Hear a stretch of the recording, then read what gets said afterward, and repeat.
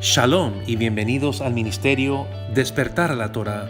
El tema de hoy es: ¿ha reemplazado la iglesia de Roma a Israel? Shalom, amados hermanos, y bienvenidos al ministerio Despertar a la Torá. Estamos en el segmento de preguntas y respuestas, como usted puede ver aquí en la pantalla. El tema es: ¿reemplazó la iglesia a Israel? Vamos a continuar con este tema. Sí.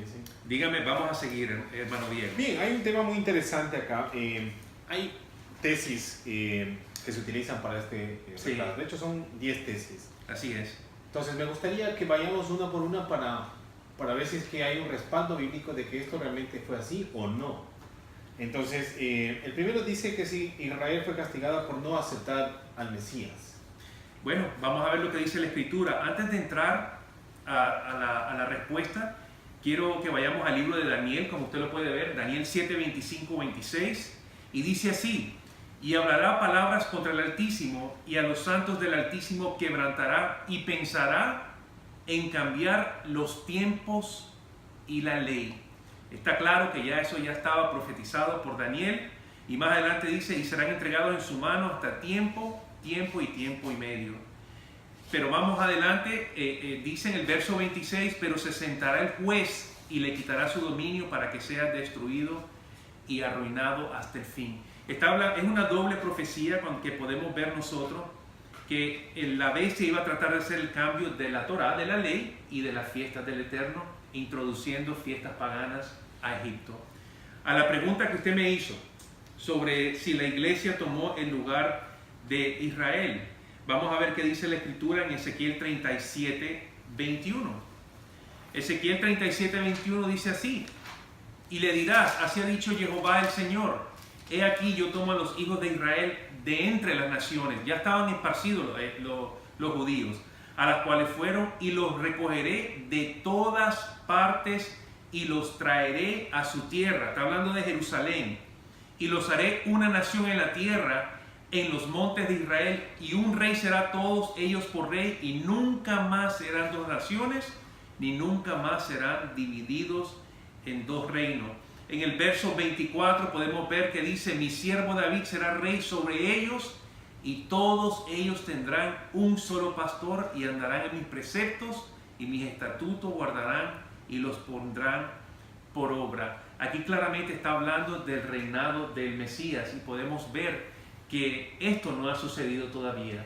Así es, no ha sucedido. No ha sucedido. Responde claramente si es que la iglesia toma el lugar de Israel. Además que de la respuesta que tú me das, yo puedo inferir también que dos son se divide el pueblo y después es reunificado. Y no se da ninguna instrucción de que hay un tercero que viene a reemplazar aquello que tiene que ser reunido. Es que no existe en la Escritura un tercer pueblo, y mucho menos un pueblo que está descrito como una bestia, un pueblo pagano, un pueblo extranjero, del cual no se hicieron los pactos y las promesas. Así es. ¿Qué me dices de que Israel es maldita y está marginada del plan de Dios? ¡Wow! Terrible. Claramente podemos ver, si regresamos a Ezequiel 37, el libro de Oseas, Zacarías, tenemos muchos textos para respaldar de que eso es algo que está dicho o se ha dicho desde hace 1900 años de parte de la bestia de Roma, que podemos ver en Apocalipsis capítulo 13 y el capítulo 17, de que esta bestia es una combinación de todas las bestias en una, y está manipulada por el gran adversario, el Leviatán, que da el vino de fornicación a las naciones. Y cuando dice nación, está hablando de los gentiles, no está hablando del pueblo escogido del Eterno. Lo cual deja muy claro ese tema. ¿Qué hay de que el primer pacto es inservible? Es decir, todo lo que se conoce como el Antiguo Testamento.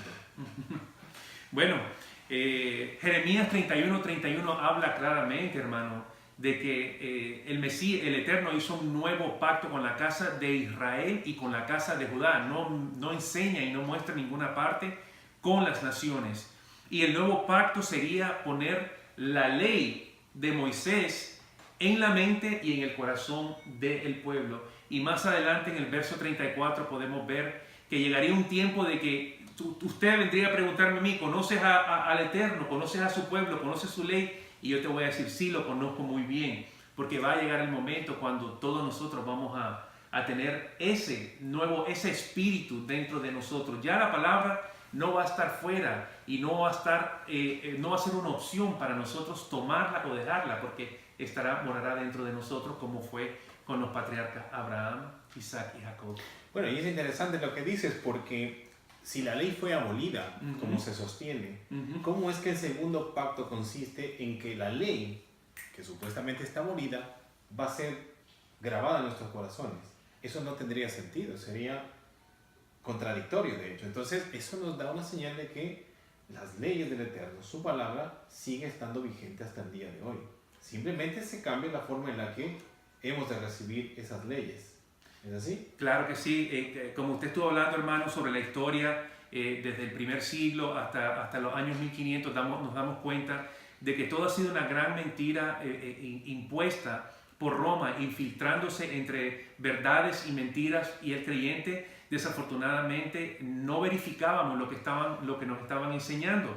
Pero ha llegado un tiempo muy precioso. En estos tiempos el Eterno está despertando a su pueblo y nos está diciendo: pueblo mío, salgan de Babilonia. Y es lo que estamos haciendo, escudriñando y verificando y filtrando todo a través del rollo, a ver si pasa. Si lo que los hombres están diciendo en un altar, de que ellos son hombres de Dios y están enseñando algo en contra de la palabra, entonces nos damos cuenta que son falsas profecías. Así es. Amén. Bueno, lo cual nos lleva a un siguiente punto: es Roma realmente sustituye a Jerusalén como el lugar en el que el nombre del Señor ha de estar, o en el lugar en el que se ha de poner su nombre, en el cual se va a llevar a... Bueno, de hecho, escatológicamente tiene mucho que ver Jerusalén. Entonces, ¿Roma de alguna manera sustituye a Jerusalén? Jamás. Roma nuevamente podemos ver que es la cuarta bestia, que es una mezcla del leopardo, que es una mezcla del oso. Y esta bestia es todavía aún más terrible. Y lo que me llama la atención es en Apocalipsis capítulo 13, habla de que esta bestia también tiene cara como de un león. Entonces, cuando vemos como un león, estamos dándonos cuenta de que pareciera que ellos están predicando la palabra del Señor, pero realmente no lo están haciendo. Apocalipsis 13 dice así: 13:1, me paré sobre la arena del mar y vi subir del mar una bestia que tenía 7 cabezas y 10 cuernos, y en sus cuernos 10 diademas, y sobre sus cuernos un nombre o un carácter que blasfemaba contra el Eterno. Y la bestia que vi era semejante a un leopardo, sus pies como de oso, su boca como de león. Hablaba como el león de Judá. Y el dragón le dio su poder y su trono y grande autoridad. Ahí yo creo que está más claro que el agua, y sabemos todo ya por la secuencia de Daniel 7 quiénes son estas bestias. Y obviamente habla de Medo-Persia, habla de Grecia, habla de Babilonia, y la cuarta bestia, si seguimos la cronología, nos damos cuenta que es Roma, hermano. Bueno, definitivamente me parece así, porque en el verso cuando dice que tiene como boca de león, pues lo que está diciendo, básicamente, como tú dices, es que está hablando algo que parece de león, pero no lo es. Así es. Y es interesante porque a veces escuchamos cosas y creemos que son verdad porque alguien que tiene un título o un renombre las está diciendo, y no las filtramos por lo que dice la palabra del Eterno. Simplemente las tomamos como una verdad absoluta y completamente verdadera. Triste, pero al pueblo le pasa eso, ¿no? Al pueblo así mismo es. ¿Vamos al próximo? Sí, los gentiles reemplazan a los hebreos. En Efesios 2, inclusive en todo lo que es mal llamado Antiguo Testamento, podemos ver de que el pueblo es Israel y Judá, la casa es Israel y Judá. Más adelante en el libro de Ezequiel nos damos cuenta que se habla de otra casa, que es la casa de Efraín, pero ahora no vamos a entrar en tanto detalle. Jamás ha sido reemplazado el pueblo escogido por el Eterno, lo que es Israel, Judá, Efraín, por ningún gentil. Claramente lo podemos ver en Efesios capítulo 2, cuando habla y describe lo que es un gentil. Un gentil no tiene pacto, no tiene promesa, no tiene a Dios, no tiene al Mesías, no tiene ciudadanía de Israel. Entonces, a través de la sangre del Cordero podemos ver de que hemos sido injertados al olivo, pero ahora hay un orden que tenemos que seguir y se llama Torah, se llama las instrucciones del Señor. Es decir, que si somos gentiles, lo que estamos diciendo es que hemos rechazado a la sangre del Cordero para redención, y que por tanto no vamos a entrar al pacto, no vamos a tener Dios y vamos a estar alejados de la ciudadanía que el Eterno nos da a través de eso. Así es. Qué grave error, que es el que se está predicando en muchos lugares, es decir, que somos gentiles y que no somos parte del pueblo. Y vemos que la palabra es muy clara con respecto a eso, no hay vuelta que darle. Así mismo es, así mismo es. ¿Qué me dices del domingo que se impone sobre el sábado, el Shabbat? Bueno, el domingo sabemos claramente que es la adoración al sol, que es una adoración babilónica y egipcia que abrazó Roma, obviamente, porque ellos tenían todo tipo de dioses. Es una mezcla entre Grecia, entre Roma, entre Babilonia y entre Egipto. Está claro, está por todos lados. Miremos qué es lo que dicen las Escrituras sobre el día de reposo. Éxodo 31:16 dice así: guardarán pues el día de reposo los hijos de Israel, celebrándolo por sus generaciones, por pacto perpetuo. Esto quiere decir que esto es un pacto, el día de reposo es un pacto eterno del cual nadie, absolutamente nadie puede quebrantar, porque esta es la ley perfecta del Todopoderoso. Y esto nos lleva a un quiebre realmente, porque si usted se considera gentil y no ha aceptado los pactos, lo que está diciendo es que entonces la señal de ese pacto, o parte de la señal de ese pacto en el Shabbat, no la estoy cumpliendo porque estoy guardando un día que no es el cual el Señor había elegido, había designado perpetuamente como para ser parte del pacto. Entonces, hay dos cosas graves. O no aceptamos que somos pueblo, no aceptamos que tenemos un Dios, no aceptamos sus pactos, y además de eso estamos rompiendo el día que el Señor nos ha dado para continuar con ese pacto. Así es, por eternidad, y es un pacto eterno. Increíble. Las fiestas del Señor reemplazan a las fiestas paganas. Jamás. Las fiestas son, en Levítico 23 podemos ver claramente. Son reemplazadas, perdón, yo te dije al revés. Las fiestas del Señor son reemplazadas por las fiestas paganas. Correcto. Las fiestas del Eterno jamás podrán ser reemplazadas, porque claramente dice Levítico 23 que las fiestas son de Jehová, del Todopoderoso. Las fiestas no son del judío. El día de reposo fue creado el séptimo día, lo podemos ver en Génesis capítulo 2, y fue creado para el hombre. No había judío, no había gentil. Si después de esto, en el libro de la Torá, en Levítico 23, el Eterno escogió a un pueblo para dárselo, y nosotros tenemos que entrar a través de la orden establecida sobre ese pueblo, entonces que así sea. Pero todas estas fiestas apuntan a la primera venida del Mesías o a la segunda, y vemos todo el plan completo de salvación y redención, y vemos el plan cuando nosotros entramos a eternidad con Él, porque podemos ver también entrar al octavo día, que es algo que no nos habían enseñado nunca en la iglesia. Es decir, nos estaríamos perdiendo del plan, del orden, y no entenderíamos los tiempos y las señales. Así es, así es. Qué triste. Terrible.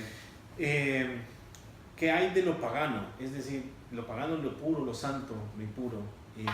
¿Puedo comer cerdo? ¿Puedo, orando, comer algo como eso?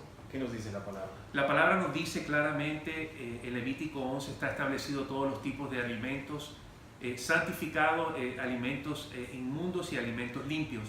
Si ya está escrito por el Todopoderoso, nada ni nadie puede quebrantar las leyes puestas eternas.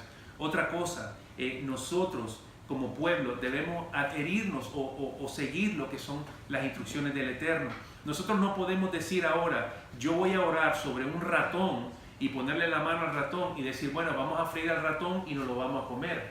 En otros países comen ratón.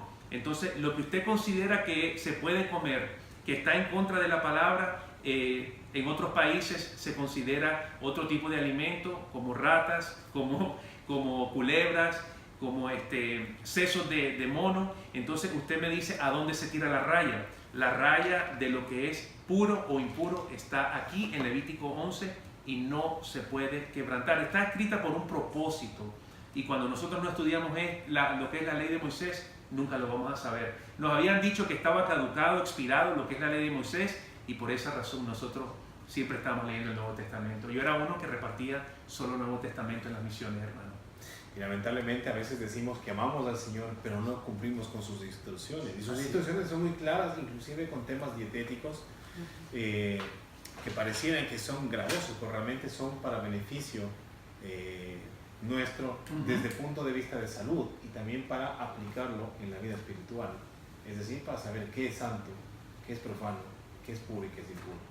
Está claro, vemos cuando el maestro vino, había muchas personas que estaban enfermas, lepra, ciego, sordo, mudo.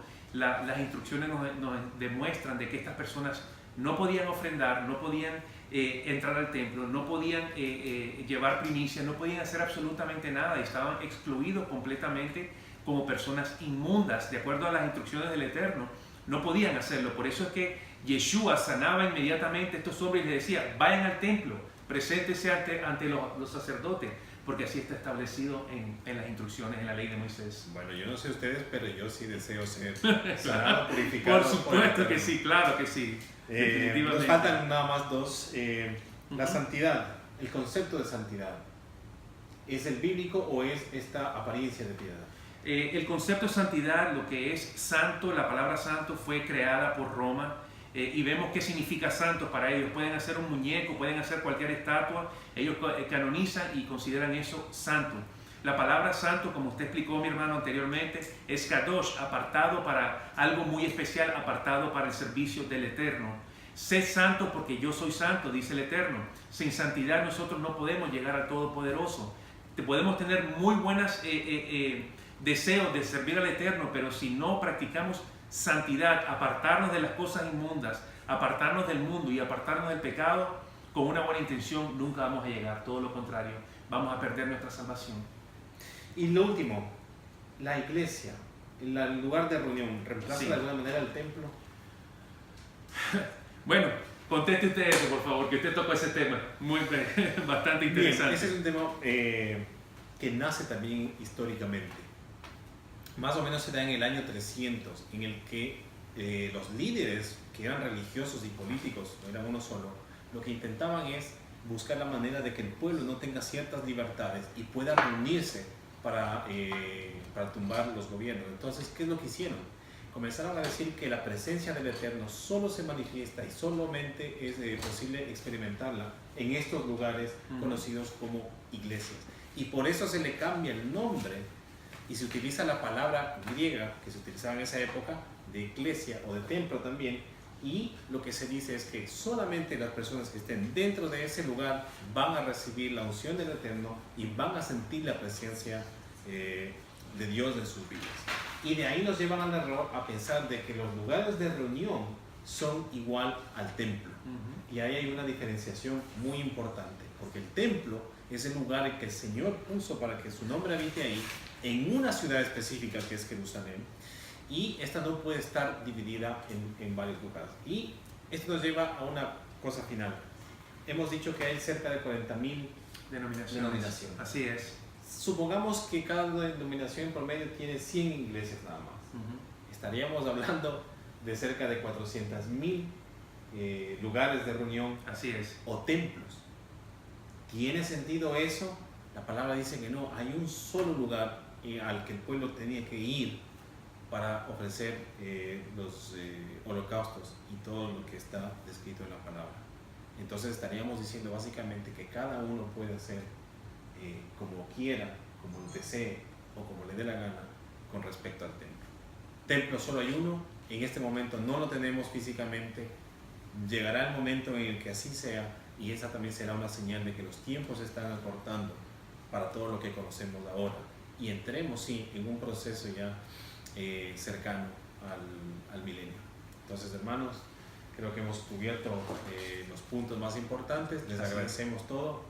Oscar, sí. Muchas gracias por estar con nosotros en sintonía. Le pedimos, por favor, si tiene algunos comentarios, preguntas sobre este tema, por favor comuníquese con nosotros y se lo vamos a aclarar a través de la historia y a través de las escrituras. Gracias por estar con nosotros. Hasta la próxima. Shalom. Shalom. Bye bye.